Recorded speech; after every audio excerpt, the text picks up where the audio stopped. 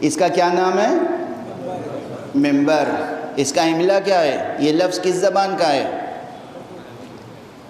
یہ ممبر عربی زبان کا لفظ ہے، یہ انگریزی والا ممبر نہیں ہے۔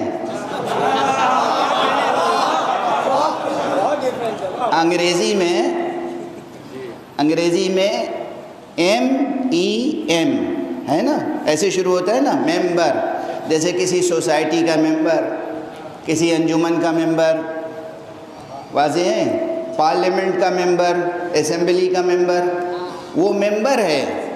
اس کے لیے ہماری اردو زبان میں رکن یا عضو یا اور کوئی اور کلمہ یا لفظ استعمال ہوتا ہے۔ یہ جو ہے میم نون بے رے، میم نون بے رے، ممبر لکھا جاتا ہے، ممبر پڑھا جاتا ہے۔ یہ میم نون بے میں خاصیت ہے، جب یہ حرف مل جاتے ہیں تو متحد ہو جاتے ہیں۔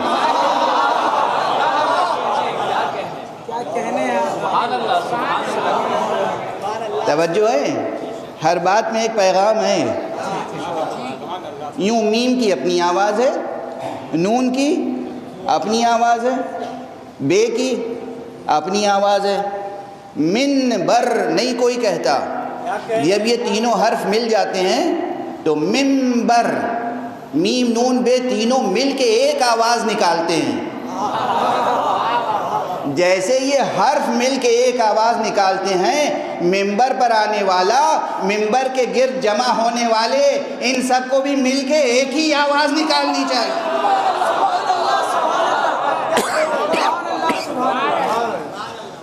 غور فرما رہے ہیں آپ؟ اچھا یہ ایک لفظ ہے کیا؟ منبر، من، اس کا روٹ ورڈ عربی میں ہے نبرہ ینبرو، نون بے رے۔ نبرہ کے کیا معنی ہے؟ نبرہ کے معنی ہے بلند ہوا، ینبرو بلند ہوتا ہے، منبر یعنی وہ ذریعہ، وہ وسیلہ، وہ سیڑھی جس کے ذریعے سے کوئی بلند ہو۔ تو یہ منبر عام قسم کا اسٹیج نہیں ہے، جیسے سیاسی اسٹیج بنا لیے جاتے ہیں، جیسے اور شہنشینیں بنا لی جاتی ہیں، یہ وہ نہیں ہے۔ یہ منبر وہ خاص وسیلہ ارتقاء ہے جو انسانیت کو مصطفیٰ کی عطا ہے۔ اس کی نسبت کس سے ہے؟ محمد مصطفیٰ صلی اللہ علیہ وسلم۔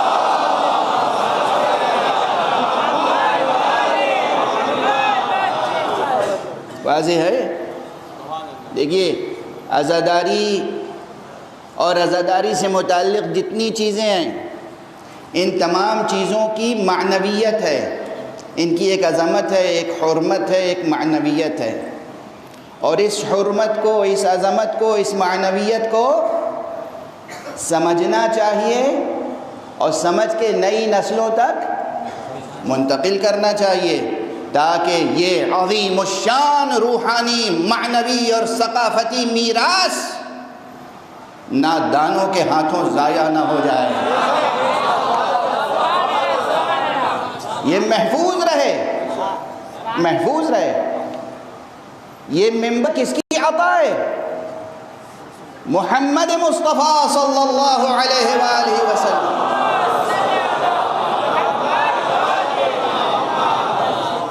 اور وہ بھی، ورنہ دیکھیے عربی زبان میں اور بھی الفاظ ہیں، منصہ کہہ سکتے تھے، اب میں اس سے زیادہ الفاظ مترادف استعمال نہیں کروں گا۔ عربی میں اونچی جگہ کے لیے بہت سے الفاظ ہیں، منصہ بھی کہتے ہیں ایک اونچے سے پلیٹ فارم کو، اور بہت سے کلمات ہو سکتے ہیں اسٹیج کے طور پر۔ لفظ منبر عطا کس نے کیا؟ جب آپ کوئی لفظ استعمال کرتے ہیں، یاد رکھیے گا، یہ لوگ جو سخن کا شعور رکھتے ہیں وہ سمجھتے ہیں کہ جب آپ کوئی لفظ استعمال کرتے ہیں تو اس لفظ کے پیچھے ایک فکر ہوتی ہے، ایک نظریہ ہوتا ہے، ایک عقیدہ ہوتا ہے، ایک تہذیب ہوتی ہے، ایک معنویت ہوتی ہے، وہ تنہا لفظ نہیں ہوتا۔ اور لفظ استعمال کرنے والی شخصیت اگر عظیم ہو، کوئی ایسا ہو سکتا ہے کہ بھئی ایسے ہی استعمال کر لیا کلمہ، کوئی لفظ استعمال کر لیا، لیکن استعمال کرنے والی ذات اگر وہ ہو جس نے اپنے متعلق خود کہا ہو کہ انا افصح من نطق بالضاد، جس شخص نے بھی روح زمین پر عربی زبان میں گفتگو کی ہے میں اس سے زیادہ فصیح ہوں. اور صرف فصاحت پہ ناز نہیں فرمایا ہے، آپ نے ایک موقع پہ فرمایا اعطیت جوامع الکلم.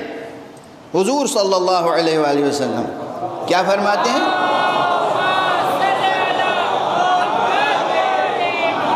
اعطیت جوامع الکلم، میں وہ ہوں کہ مجھے عطا کیے گئے ہیں جوامع کلم. جوامع کلم کے معنی یہ ہیں کہ مجھے الفاظ کے کوزوں میں معانی کا کوثر سمونے کا ہنر عطا کیا گیا ہے.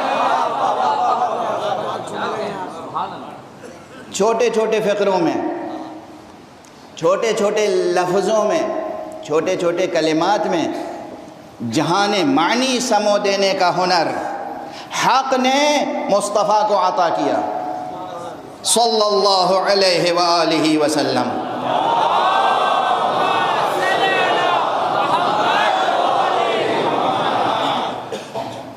اور انہوں نے استعمال کیا لفظ ممبر، اسم اعلیٰ. اسم اعلیٰ یعنی وہ چیز، میں تمہیں وہ چیز دے کے جا رہا ہوں. انسانی معاشرے کو، مومن معاشرے کو بطور خاص اور انسانی معاشرے کو بطور عام، میں وہ وسیلہ دے کے جا رہا ہوں کہ جس کے ذریعے سے تم بلندیوں کا سفر طے کر سکتے ہو. ناز کرنا چاہیے آپ کو اس معنوی میراث پر.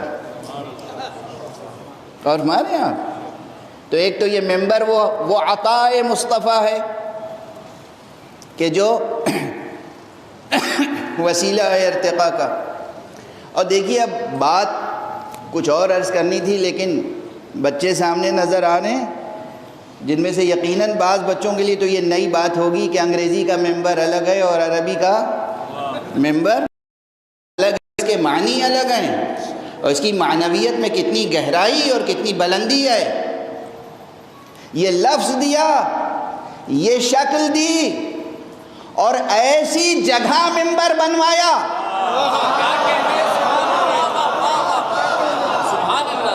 کہ تاریخ کا حافظہ بھلائے نہ بھلا سکے.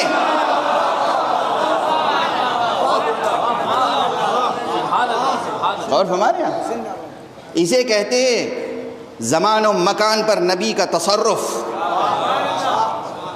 نبی تھے، خاتم النبیین تھے، سید المرسلین تھے، امام المرسلین تھے. وہ تھے، ان سے پہلے جتنے نبی آئے سب محترم، مگر ان کی نبوتیں 500 سال، 1000 سال، 2000 سال، 1000 سال تک ختم ہو گئیں. پیغمبر خاتم اس لیے پیغمبر خاتم ہے کہ اب ان کی نبوت ختم ہونے والی نہیں ہے. قیامت تک، جب تک انسانیت کا کارواں رواں دواں ہے اس وقت تک نبوت مصطفیٰ کا سلسلہ قائم ہے. اور صرف قیامت تک نہیں، عرصہ قیامت میں بھی، قیامت کے بعد بھی. واضح ہے؟ تو حضرت کا ہر خطبہ، حضرت کا ہر ارشاد، حضرت کا ہر عمل، حضرت کا ہر انداز ایسا ہوتا تھا کہ جس میں وقتی فائدے بھی ہوں اور لازوال فائدے بھی ہوں. اور ہمارے یہاں یہ بچے جو سائنس کا ذوق و شوق رکھتے ہوں گے ان کے لیے بس ایک ٹرمینالوجی فزکس کے استعمال کر کے آگے بڑھ جاؤں کہ آپ حضرات نے فزکس میں ریلیٹیویٹی کا لفظ سنا ہوگا، ہے نا؟ ریلیٹیویٹی کو عربی اور اردو میں کچھ لوگ اضافیت کہتے ہیں اور کچھ لوگ نسبیت. تو یہ ٹائم کی جو ریلیٹیویٹی ہے وہ فزکس نے اس کا صرف ایک رخ ڈسکور یا ڈیفائن کیا ہے. ورنہ اس زندگی میں، اس وجود میں، اس ہستی میں، اس عالم میں ہر جگہ ریلیٹیوٹی کے نت نئے جلوے ہیں۔ یہ ہے علمی بحث، بھئی میں اپنی عادت تو چھوڑ نہیں سکتا نا، یہ علمی بحث، مگر میں اس یقین کے ساتھ عرض کر رہا ہوں کہ آپ میں سے ہر فرد کچھ نہ کچھ لے کر جائے گا انشاءاللہ۔ اس لیے کہ اولاً اس ممبر کی تاثیر میری نہیں، مجھے اپنی ذات پہ کوئی ناز نہیں ہے۔ جو جوانوں، عزیزوں، بزرگوں، اگر کچھ بننا ہے، دنیا اور آخرت دونوں کو مسخر کرنا ہے، تو ایک ہی نسخہ ہے، حسین کے در کے بھکاری بن جاؤ۔ تو ایک تو اس ممبر کی تاثیر ہے جس کی نسبت ہے رسول اللہ صلی اللہ علیہ وآلہ وسلم۔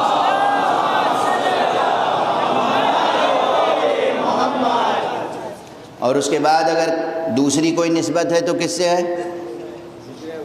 برابر سے اگر نسبت ہے تو کس سے ہے؟ اس ممبر کی، بھئی رسول نے اپنے ساتھ جس کو ممبر پر رکھا ہو اس کے علاوہ اور کسی کا نام لینے کا آپ کو حق ہی نہیں ہے، جواز ہی نہیں ہے۔ ایک تو ممبر بنایا ایسی جگہ اور ایسی چیز کا ممبر بنایا کہ تاریخ بھلائے نہیں بھول سکتی۔ میدان غدیر یاد ہے نا، پالان شتر کا ممبر یاد ہے نا، کجاؤں کا ممبر یاد ہے۔ میں عرض کر رہا تھا کہ عربی تہذیب اور ثقافت کا جن لوگوں نے مطالعہ کیا ہے وہ جانتے ہیں کہ جب مجمع زیادہ ہوتا تھا اس زمانے میں تو ٹیلی ویژن تو تھا نہیں، یہ مائکروفون تھا نہیں، یہ لاؤڈ اسپیکر تو تھا نہیں، تو کیا طریقہ تھا؟ ناقے کی پشت پر بیٹھ کر لوگ خطبہ دیتے تھے، عام طریقہ تھا۔ خود حجۃ الوداع میں جو آخری حج تھا اس میں حضور نے جو مکے میں اور منی میں خطبہ ارشاد فرمایا وہ کس طرح؟ ناقے کی پشت پر، اور تھوڑے فاصلے سے دوسرا شخص موجود ہوتا تھا جو اصل خطیب، خطاب کرنے والی اصل شخصیت جملے کہتی تھی، وہ دوسرا سن کے اسے دہراتا تھا تاکہ آگے والے سن لیں۔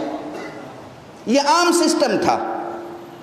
اگر مجمع اتنا ہے کہ خود بولنے والے کی آواز پہنچ رہی ہے سب تک تو ٹھیک ہے، اور نہیں پہنچ رہی ہے تو پھر 2-3 افراد فاصلے سے کھڑے ہوتے تھے اور اصل خطاب کرنے والا، تقریر کرنے والا، خطبہ دینے والا وہ ایک ناقے پر مرکز میں ہوتا تھا۔ اگر کوئی ایسی جگہ ہے جہاں کوئی پہاڑی ہے یا پہاڑ ہے تو پھر اس پر بلند ہو کر، لیکن ہمارے رسول نے پہاڑ پر بلند ہو کر کم خطبے دیے ہیں، عام طور پر ناقے پر خطبے ارشاد فرمائے ہیں۔ تو جو طریقہ رائج تھا صدیوں سے، توجہ رکھیے گا، میدان غدیر میں وہ طریقہ کیوں نہیں اختیار کیا؟ دیکھیے روایتیں سن لینا، پڑھ لینا آسان ہے، ایک ایک چیز پر غور کرنا چاہیے۔ بھئی مکہ مکرمہ میں حضور نے خطبہ دیا ناقے کی پشت پر، لیکن جب میدان غدیر میں خطبہ ارشاد فرمایا تو پھر ناقے کی پشت پر نہیں، سب لوگ ناقوں سے اتر آئیں، قیام کریں تاکہ پیغام روا روی کا نہ سمجھا جائے۔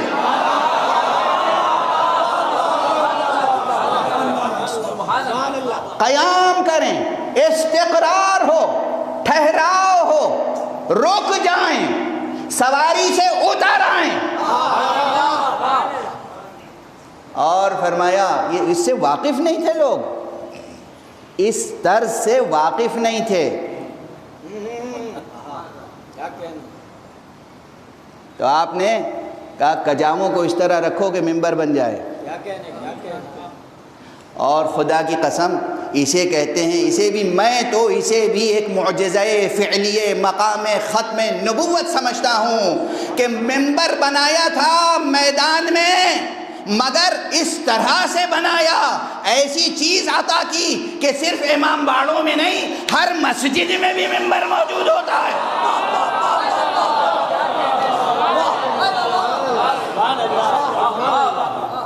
ہر مسجد میں محراب کے برابر میں ممبر موجود ہوتا ہے یا نہیں؟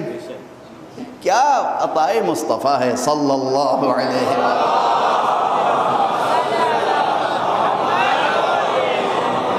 ایک خاص ترتیب رکھی اور سکھا گئے کہ دیکھو ممبر کیسے بنایا جاتا ہے، کس شکل کا ہونا چاہیے، کس صورت کا۔ اس کو نام دیا کہ یہ ممبر ہے، یعنی یہ بلندیوں تک سفر کرنے کا زینہ ہے، یہ ارتقاء کا وسیلہ ہے، یہ ترقی کا زینہ اور وسیلہ ہے۔ خدا کی قسم کاش یہ جملہ یاد رہ جائے، جوانوں یہ ممبر ترقی کا زینہ اور ترقی کا وسیلہ، جسمانی مادی ترقی کا نہیں کہ جب ہم ممبر پر آتے ہیں تو ہمارا یہ ظاہری یہ مادی وجود بلند ہو جاتا ہے، ایسا نہیں ہے۔ اس ممبر کی حرمت کو، اس کی نسبت کو سمجھنے والے جب ممبر پر بلند ہوتے ہیں تو ان کا ذہن بھی بلند ہوتا ہے، دل بھی بلند ہوتا ہے، روح بھی بلند ہوتی ہے، جذبہ بھی بلند ہوتا ہے، کردار بھی بلند ہوتا ہے۔ صلوات پڑھتے محمد والے۔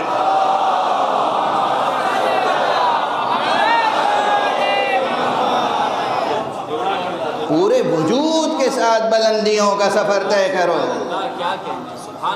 یہ عطا مصطفیٰ ہے۔ تو ایک تو اس ممبر کی نسبت، حرمت، عظمت،